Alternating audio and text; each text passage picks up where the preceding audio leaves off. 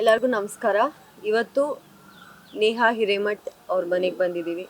ಅವರ ತಂದೆ ನಿರಂಜನ್ ಅವರು, ಅವರ ತಾಯಿ ಅವ್ರನ್ನ ಭೇಟಿಯಾಗಿ ಅವರಿಗೆ ಸಾಂತ್ವನ ಹೇಳಕ್ಕೆ ಬಂದಿದ್ದೀವಿ. ಖಂಡಿತ ನಾವೆಷ್ಟೇ ಸಾಂತ್ವನ ಹೇಳಿದ್ರು, ನಾವೇನೇ ಮಾಡಿದ್ರು, ಅವರಿಗೆ ಅವರ ಮನಸ್ಸಲ್ಲಿರುವಂಥ ನೋವು, ಅವರಿಗಾಗಿರುವಂಥ ಒಂದು ಅವ್ರೇನು ಕಳ್ಕೊಂಡಿದ್ದಾರಲ್ಲ ಅದನ್ನು ನಾವು ವಾಪಸ್ ತರೋಕ್ಕಾಗಲ್ಲ. ಅದೇನೇ ಮಾಡಿದ್ರು ಅವ್ರು ಕಳ್ಕೊಂಡಿರೋದು ಅವರ ಜೀವನದ ಒಂದು ಅಪಾರವಾಗಿ ಪ್ರೀತಿ ಕೊಟ್ಟು ಒಂದು ಮನೆಯ ಲಕ್ಷ್ಮಿ ಅಂತ ಹೇಳಿ ಹುಟ್ಟಿ, ಆ ಮನೆ ಲಕ್ಷ್ಮಿನ ಅಷ್ಟೇ ಒಂದು ಮುದ್ದಾದ ಲಕ್ಷ್ಮಿ ಥರ ನೋಡಿಕೊಂಡು ಅಷ್ಟು ಚೆನ್ನಾಗಿ ಬೆಳೆಸಿ ಆ ಮಗುನ ಇಂಡಿಪೆಂಡೆಂಟ್ ಮಾಡಿ ಅವಳಿಗೆ ಎಲ್ಲ ಥರದ್ದು ನಾನು ಕಲಿಸ್ಬೇಕು, ಎಲ್ಲ ಥರದ ಒಂದು ಆಸೆ, ಒಂದು ಕನಸುಗಳನ್ನ ಕಟ್ಟಿ ಬೆಳೆಸಿ ಕೊನೆಗೊಂದು ದಿನ ನೋಡಿದ್ರೆ ಆ ಮಗಳು ಕೊಲೆಯಾಗಿ ಹೋಗ್ತಾಳೆ. ತಾಯಿ ಹೋಗ್ತಾರೆ. ನನಗದು ತುಂಬ ನೆನೆಸ್ಕೊಂಡ್ರೆ ದುಃಖ ಬರುತ್ತೆ. ಪಾಪ ಅವ್ರ ತಾಯಿ ಅದೆಷ್ಟು ನೋವು ಪಟ್ಟಿರಬೇಡ. ಎಕ್ಸಾಮ್ ಹಾಲಿಗೆ ಮಗಳನ್ನ ಎಕ್ಸಾಮ್ ಮುಗಿಸಿ ಮನೆಗೆ ಕರ್ಕೊಂಡು ಬರೋಕ್ಕೆ ಹೋಗಿರೋ ತಾಯಿ ಒಂದು ಡೆಡ್ ಬಾಡಿಯಾಗಿ ಮನೆಗೆ ತರ್ತಾರೆ. ಎಷ್ಟು ತಾಯಂದ್ರು ಆ ಮಗಳನ್ನ ನೆನೆಸ್ಕೊಂಡು ಹತ್ತಿರ್ಬೋದು. ಯಾಕಂದರೆ ಇದು ಏನಾಗ್ತಿದೆ ಅಂದರೆ, ಅವರ ಮನೇಲಿ ಈ ಥರದ್ದು ಒಂದು ನೋವಾದಾಗ ಆ ನೋವು ಗೊತ್ತಾಗುತ್ತೆ. ಇಲ್ಲಿ ತಾಯಿ ಪಾಪ ಹೇಳ್ಕೊತಾರೆ, ನಮಗೆ ಮೇಡಮ್ ಮಗಳು ಹೋಗ್ಬಿಟ್ಟಿದ್ದಾಳೆ, ತುಂಬ ದುಃಖ ಆಗುತ್ತೆ, ಆದರೆ ನೀವೆಲ್ಲರೂ ಬರ್ತೀರಾ, ಸಂತಾಪ ಹೇಳ್ತೀರಾ, ನಮಗೆ ಧೈರ್ಯ ತುಂಬ್ತೀರಾ, ಎಲ್ಲೋ ಒಂದು ಕಡೆ ನಮ್ಮ ನೋವನ್ನ ನಾವು ನುಂಗ್ಕೊತಾ ಇದ್ದೀವಿ, ಮತ್ತೆ ನೀವೆಲ್ಲ ಹೋಗ್ತೀರಲ್ಲ ಅವಾಗ ಮತ್ತೆ ನಮಗೆ ನೆನಪಾಗುತ್ತೆ, ಮತ್ತೆ ನಮಗೆ ನೋವಾಗುತ್ತೆ ಅಂತ.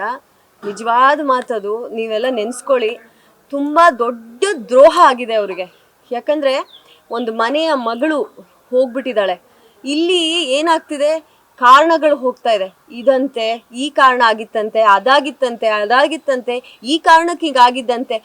ಏನೇ ಕಾರಣ ಇರಲಿ, ಅವನು ಯಾರು ಸಾಯಿಸಕ್ಕೆ? How can someone kill somebody? ನಮಗೆ ಕಾಲೇಜಲ್ಲಿ, ಸ್ಕೂಲಿಂದ ಹೇಳ್ಕೊಂಡು ಬಂದಿರೋದು, ನಮ್ಮ ಟೀಚರ್ಸ್ ಹೇಳ್ತಾ ಇದ್ದಿದ್ದು ಏನಂದ್ರೆ, ನಿಂಗೆ ಯಾರಾದರೂ ಬೈದ್ರ ನನಗೆ ಬಂದು ಕಂಪ್ಲೇಂಟ್ ಮಾಡು ಅಂತ. ಏನಕ್ಕೆ ಹೇಳ್ತಾ ಇದ್ರು ಟೀಚರ್ಸು? ಪನಿಷ್ಮೆಂಟ್ ಕೊಡೋಕ್ಕೆ. ಅವರಿಗೆ ನಿನಗೆ ಬೈದ್ರ ನನಗೆ ಬಂದು ಹೇಳು ಅಂತ ಟೀಚರ್ಸ್ ಹೇಳೋರು. ಸೊ ನಮಗೆ ಸ್ಕೂಲಲ್ಲಿ ಬೆಳೆಸ್ಕೊಂಡು ಬಂದಿರೋದು ಏನಂದರೆ, ಬೈಯೋದು ತಪ್ಪು, ಹೊಡೆಯೋದಂತೂ ಬಿಡಿ, ಅದು ಬಿಗ್ಗೆಸ್ಟ್ ಮಿಸ್ಟೇಕು, ಡಿಬಾರ್ ಮಾಡಿಬಿಡ್ತಾ ಇದ್ರು ಸ್ಕೂಲಿಂದ. ಸೊ ಈ ಥರ ಎಲ್ಲ ನಮ್ಮನ್ನು ಬೆಳೆಸಿರ್ಬೇಕಾದ್ರೆ ಈ ಸಾಯಿಸೋದು ಎಲ್ಲಿಂದ ಬಂತು? ಚುಚ್ಚಿ ಸಾಯಿಸ್ತಾನೆ ಅಂದರೆ ಅವನ ಕ್ರೌರ್ಯತೆ ಮಟ್ಟ ಏನು, ಅವನ ಮೆಂಟ್ಯಾಲಿಟಿ ಏನು, ಅವನ ತಲೆಯಲ್ಲಿ ಏನು ಓಡ್ತಿರ್ಬೋದು? This is not fair. ಒಂದು ಹೆಣ್ಮಗು ಆಗಿ ಇನ್ನೊಂದು ಹೆಣ್ಮಗುಗಾಗಿರುವಂಥ ದ್ರೋಹ ಖಂಡಿತ ನನಗಂತೂ ಸಹಿಸೋಕ್ಕಾಗ್ತಾ ಇಲ್ಲ. ಯಾವ ಹೆಣ್ಮಕ್ಳಿಗೂ ಸಹಿಸೋಕ್ಕಾಗಲ್ಲ. ದಯವಿಟ್ಟು ನಾನು ಕೇಳ್ಕೊಳ್ಳೋದು, ಇಲ್ಲಿ ಎಲ್ಲ ಆಯಿತು, ಪೊಲಿಟಿಕಲ್ ಬಗ್ಗೆ ಮಾತಾಡಿದ್ರು, ಎಲ್ಲ ಪಕ್ಷದವ್ರು ಬಂದು ಹೇಳ್ತಾ ಇದ್ದಾರೆ, ಎಲ್ಲ ಆಯಿತು. ನಾನು ಕೇಳ್ಕೊಳ್ಳೋದು ಇಷ್ಟೇ. ನಾನು ಕೇಳ್ಕೊಳ್ಳೋದು ಎಲ್ಲ ಗಂಡು ಮಕ್ಕಳಿಗೆ, ನಾನು ಕೇಳ್ಕೊಳ್ಳೋದು ನಮ್ಮ ಸೊಸೈಟಿಗೆ, ನಾನು ಕೇಳ್ಕೊಳ್ಳೋದು, ದಯವಿಟ್ಟು ನಿಮ್ಮ ಸುತ್ತಮುತ್ತ ಯಾವುದಾದ್ರೂ ಹೆಣ್ಣು ಮಕ್ಕಳಿಗೆ ಯಾವುದಾದ್ರೂ ರೀತಿ ದೌರ್ಜನ್ಯ, ಅದು ಅವನು ಬಂದು ಹೊಡಿಬೇಕು ಅಂತಲೇ ಇಲ್ಲ, ಅವನು ಹಲ್ಲೆ ಮಾಡಬೇಕು ಅಂತ ಇಲ್ಲ, ಅವನು ಫಾಲೋ ಮಾಡ್ತಾ ಇದ್ದಾನೆ ಅಂತ ನಿಮಗನ್ಸಿದ್ರೆ, ಆ ಹುಡುಗಿ ಕೆಟ್ಟ ಪದ ಹೇಳ್ತಾ ಇದ್ದಾನೆ ಅಂತ ನಿಮಗನ್ಸಿದ್ರೆ, ಯಾವುದಾದ್ರೂ ರೀತಿ ಆ ಹುಡುಗಿನ ಯಾವುದೋ ಒಂದು ಹುಡುಗ ಅವನಿಗೆ ಫೋರ್ಸ್ ಮಾಡ್ತಾ ಇದ್ದಾನೆ ಅಂತ ನಿಮಗನ್ಸಿದ್ರೆ, ದಯವಿಟ್ಟು ಆ್ಯಕ್ಷನ್ ತಗೊಳ್ಳಿ. ನೀವೇ ಪೊಲೀಸಿಗೆ ಫೋನ್ ಮಾಡಿ. ಯಾಕೆ ಮಾಡಬಾರ್ದು? ನೀವೇ ಪೊಲೀಸಿಗೆ ತಿಳಿಸಿ, 112 ಫೋನ್ ಮಾಡಿ. ಇಮಿಡಿಯೇಟ್ 7 ಮಿನಿಟ್ಸಲ್ಲಿ ಪೊಲೀಸ್ ಬರ್ತಾರೆ. ಆ ಹುಡುಗನ್ನ ಆವಾಗಲೇ ಸಿಕ್ಕಾಕ್ಸ್ಬೋದು. ಈ ರೀತಿ ನಾವು ಆ್ಯಕ್ಷನ್ ತಗೋಬೇಕು ಅಂತ ನನಗನ್ಸುತ್ತೆ. ಈಗ ಇಲ್ಲಿ ನೇಹನ್ನ ಆತ್ಮಕ್ಕೆ ಶಾಂತಿ ಸಿಗಬೇಕು, ನೇಹನ್ಗೆ ನ್ಯಾಯ ಸಿಗಬೇಕು, ಆ ಹುಡುಗನಿಗೆ ಶಿಕ್ಷೆ ಆಗಬೇಕು ಅಂತ ನಾವೆಲ್ಲರೂ ಕೇಳ್ಕೊತಾ ಇದ್ದೀವಿ. ಇದ್ರ ಜೊತೆಗೆ ಎಷ್ಟು ಹೆಣ್ಮಕ್ಳಿದ್ದಾರೆ, ಯಾರಿಗೂ ಇನ್ನು ಆಗಬಾರ್ದು, ಈ ವಿಷಯ ರಿಪೀಟ್ ಆಗಬಾರ್ದು, ಈ ಥರ ಒಂದು ಕೆಟ್ಟ ಹುಳುಗಳು ಹುಟ್ಕೋಬಾರ್ದು ಅಂತ ನಾನು ಕೇಳ್ಕೊಳ್ಳೋದು. ದಯವಿಟ್ಟು ನಿಮ್ಮ ಸುತ್ತಮುತ್ತ ಆ ಹುಳುಗಳಿದ್ರೆ ನೀವೇ ಅದನ್ನ ನಾಶ ಮಾಡಿ.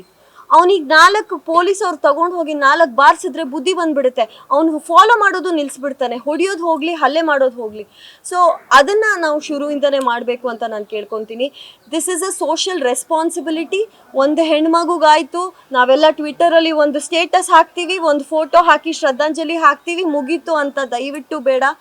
ನಮ್ಮ ಕಡೆಯಿಂದ ಏನೇನು ಮಾಡೋಕ್ಕಾಗುತ್ತೆ ಆ್ಯಸ್ ಅ ವುಮೆನ್ ನಾನು ಕೇಳ್ಕೊಳ್ಳೋದು, ಎಲ್ಲ ಗಂಡಸರಿಗೆ, ಎಲ್ಲ ಸೊಸೈಟಿಯ ಎಲ್ಲರಿಗೂ ನಾನು ಕೇಳ್ಕೊಳ್ಳೋದು, ಪ್ಲೀಸ್ ಪ್ರೊಟೆಕ್ಟ್ ವಿಮೆನ್. ಒಬ್ಬ ಹೆಣ್ಣು ಮಗಳಿದ್ರೆ ಒಂದು ಫ್ಯಾಮಿಲಿ ಆಗುತ್ತೆ, ಒಬ್ಬ ಹೆಣ್ಣು ಮಗಳಿದ್ರೆ ಒಂದು ಲೈಫ್ ಬರುತ್ತೆ.